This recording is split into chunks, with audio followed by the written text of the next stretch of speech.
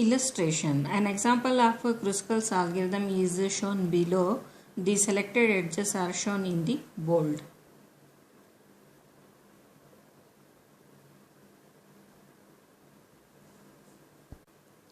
Now let us see single source shortest paths. Single source shortest paths problem is defined as follows. For a given vertex called the source in a weighted connected graph, the problem is to find shortest paths to all its other vertices. The single source shortest paths problem asks for a family of paths each leading from the source to a different vertex in the graph, though some paths may of course have edges in common.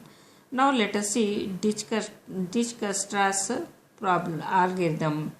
Dijkstra's algorithm is the best known algorithm for the single source shortest paths problem. This algorithm is applicable to undirected and directed paths graphs with non-negative weights only. Working. Dijkstra's problem finds the shortest paths to graphs vertices in order of their distance from a given source. First, it finds the shortest path from the source to vertex near to it, then to second vertex, and so on. In general, before its ith iteration commences, the algorithm has already identified the shortest path to i-1 other vertices nearest to the source. These vertices, the source and the edges of the shortest paths leading to them from the source form a subtree Ti of the given graph shown in the figure. Since all the edge weights are non-negative, the next vertex nearest to the source can be found among the vertices adjacent to the vertices of Ti. The set of the vertices adjacent to the vertices in Ti can be referred to as fringe vertices. They are the candidates from which Dijkstra's algorithm selects the next vertex near to the source. To identify the ith nearest vertex, the algorithm computes for every fringe vertex u the sum of the distance to the nearest tree vertex v given by the weight of the edge v, u and the length d, the shortest path from the source to v previously determined by the algorithm, and then selects the vertex with the smallest such sum. The fact that it suffices to compare the lengths of such special paths in the central insight of the Dijkstra's algorithm. To facilitate the algorithm's operations, we label each vertex with two labels. The numeric label d indicates the length of the shortest path from the source to this vertex found by the algorithm so far. When a vertex is added to the tree, d indicates the length of the shortest path from the source to that vertex. The other label indicates the name of the next to last vertex on such a path, that is the parent of the vertex in the tree being constructed. It can be left unspecified for the sources and vertices that are adjacent to none of the current tree vertices. With such labeling, finding the next nearest vertex u star becomes a simple task of finding a fringe vertex with the smallest d value. These can be broken arbitrarily. After we have identified a vertex u star to be added to the tree, we need to perform two operations.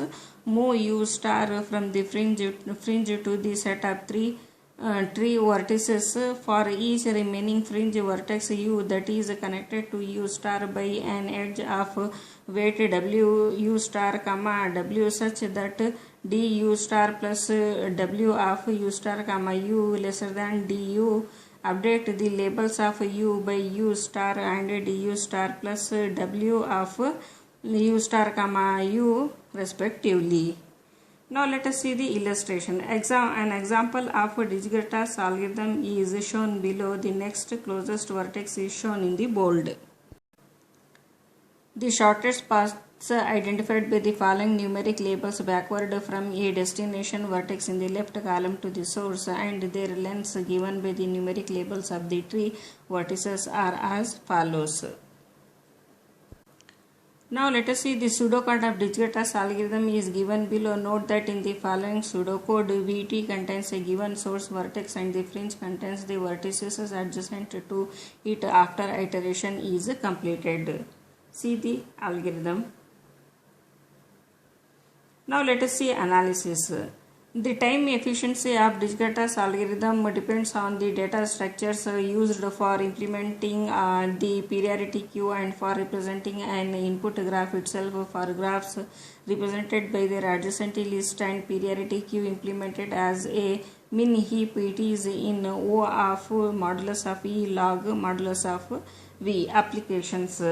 Transportation planning and packet routing in communication networks including the internet, finding shortest path in social networks, speech recognition and document formatting, robotics, compilers and airline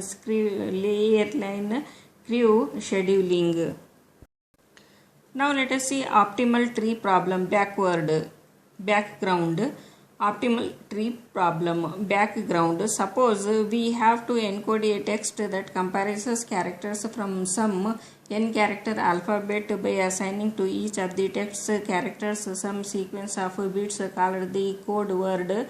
There are two types of encoding: fixed length encoding and variable length encoding. Fixed length encoding.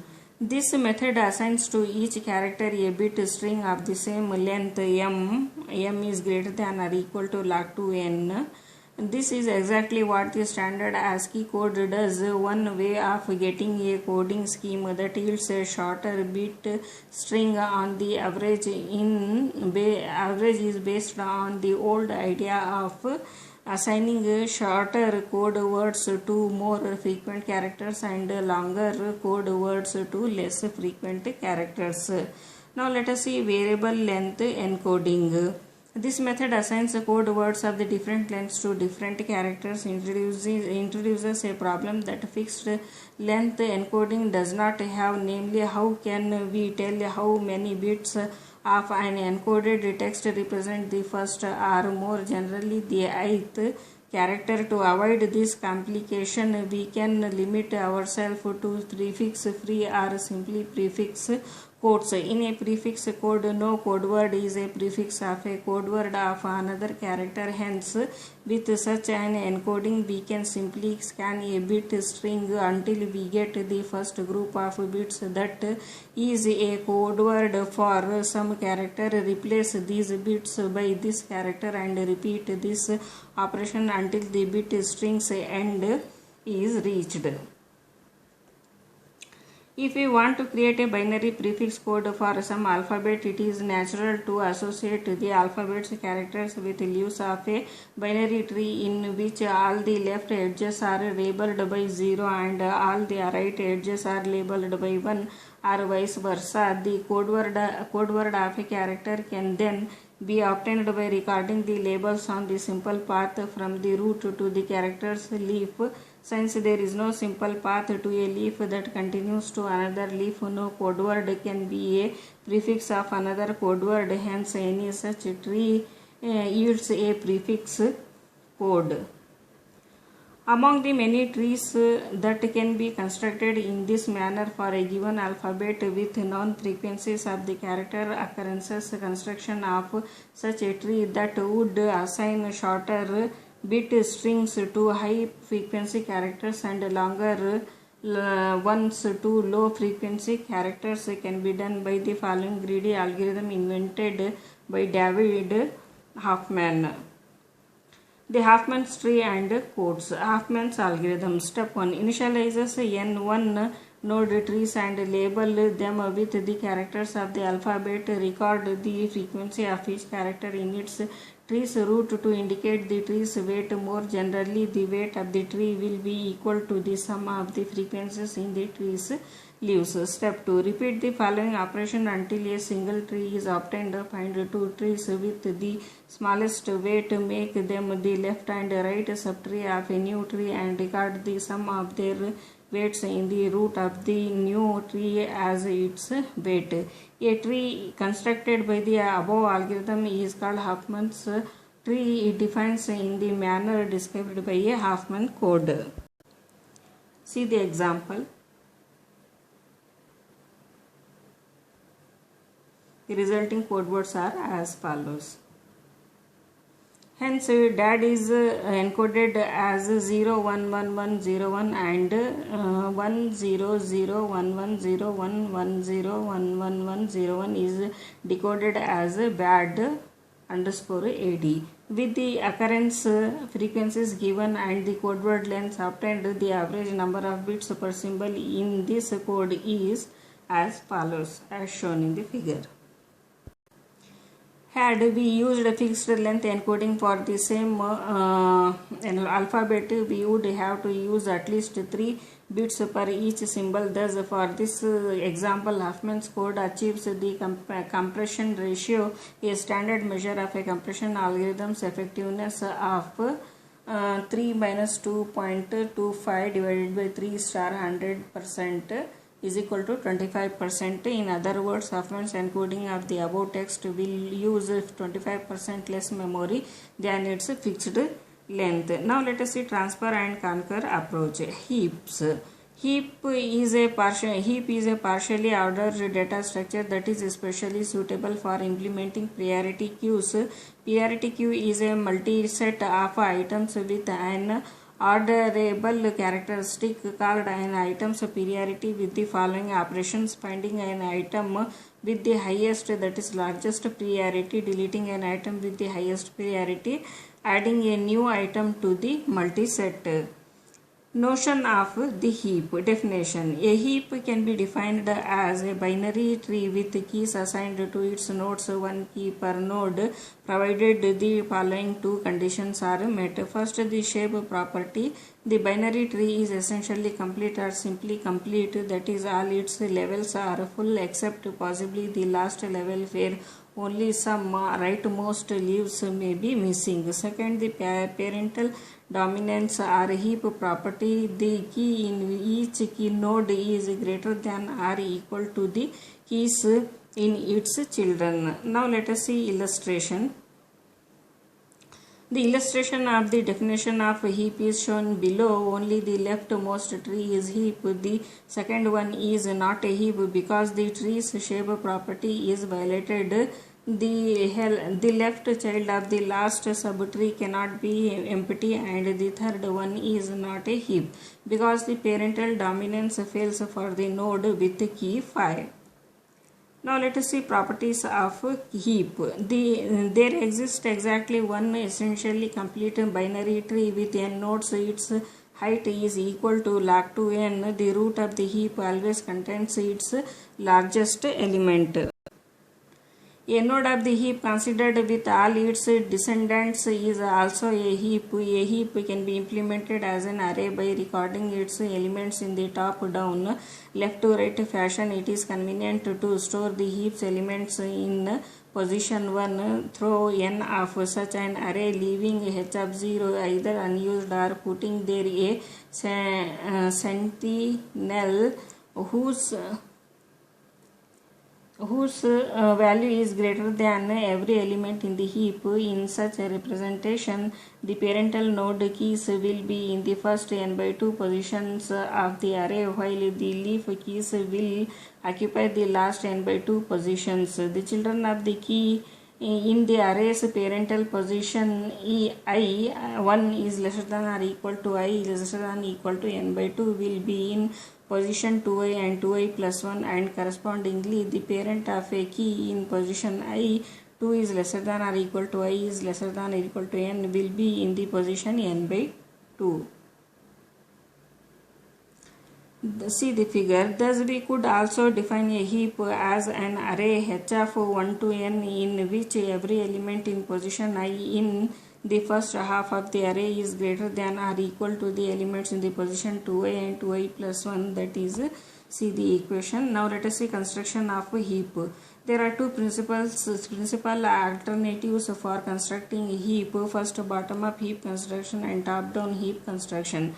Bottom-up heap construction. The bottom-up heap construction algorithm is illustrated below. It initializes the essentially complete binary tree with n nodes by placing keys in the order given and then heapifies the trees as follows.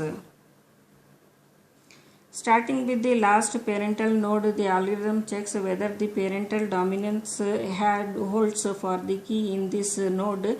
If it does not, the algorithm exchanges the node's key k with the larger key of its children and checks whether the parental dominance holds for k in its new position. This process continues until the parental dominance for k is satisfied. Eventually, it has to, because it holds automatically for any key in a leaf. After completing the heapification of the subtree rooted at the current parental node, the algorithm proceeds to do the same for the node's immediate predecessor. The algorithm stops after this is done for the root of the tree. See the algorithm and illustration. Bottom-up construction of heap for the list 2, 9, 7, 6, 5, 8. The double-headed arrows show key comparisons verifying the parental dominance. Now let us see analysis of efficiency bottom-up heap construction algorithm. Assume for simplicity that n is equal to the power of k minus 1 so that a heap's tree is full. That is, the largest possible number of nodes occur on each level. Let h be the height of the tree. According to the first property of heaps in the list at the beginning of the section, h is equal to log 2n or just log 2n plus 1 is equal to k minus 1 for the specific values of n we are considering. Each key on level I of the tree will travel to the leaf level h. In the worst case of the heap construction algorithm, since moving to the next level down requires two comparisons, one to find the larger child and other to determine whether the exchange is required. The total number of key comparisons involving a key on level I will be 2 into h minus I. Therefore, the total number of key comparisons in the worst case will be. See the equation, where the validity of the last equality can be proved either by using the closed form formula for the summation of I to h is equal to 1 I2 to the power of I or only or by mathematical induction on h. Thus, with this bottom-up algorithm, a heap of size n can be constructed with the fewer than 2n comparisons. Now let us see top-down heap construction algorithm. It constructs a heap by successive insertions of a new key into a previously constructed heap. First, attach a new node with the key k in it after the last leaf of the existing heap. Then shift k up to its appropriate place in the new heap as follows. Compare k with its parent's key. If the latter is greater than or equal to k, stop the structure is a heap. Otherwise, swap these two keys and compare k with its new parent. This swapping continues until k is not greater than its last parent or it reaches root. Obviously, this insertion operation cannot require more key comparisons than the heap's height, since the height of a heap with n nodes is about log 2n. The time efficiency of the insertion is in O of log n. Now let us see illustration of inserting a new key. Inserting a new key 10 into the heap is constructed below. The new key is shifted up via a swap with its parents until it is not larger than its parents or is in the root. See the figure. Delete an item from a heap. Deleting the roots key from a heap can be done with the following algorithm. Maximum key deletion from a key. First, exchange the roots key with the last key k of the heap.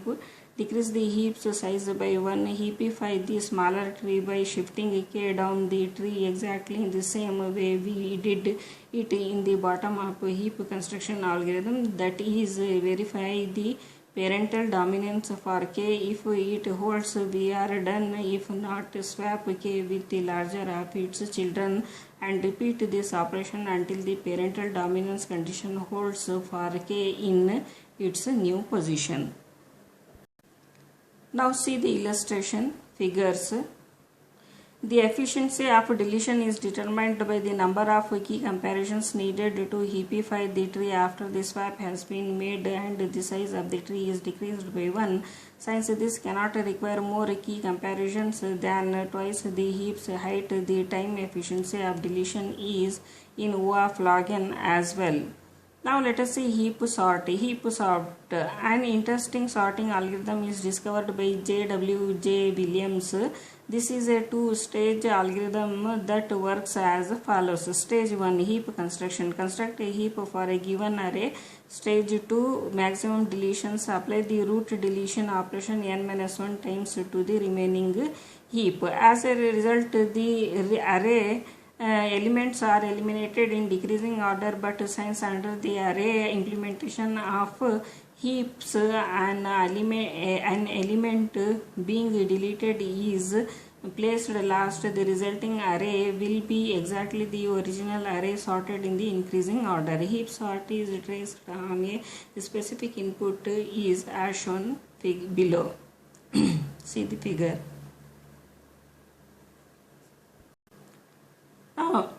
Now let us see analysis of efficiency.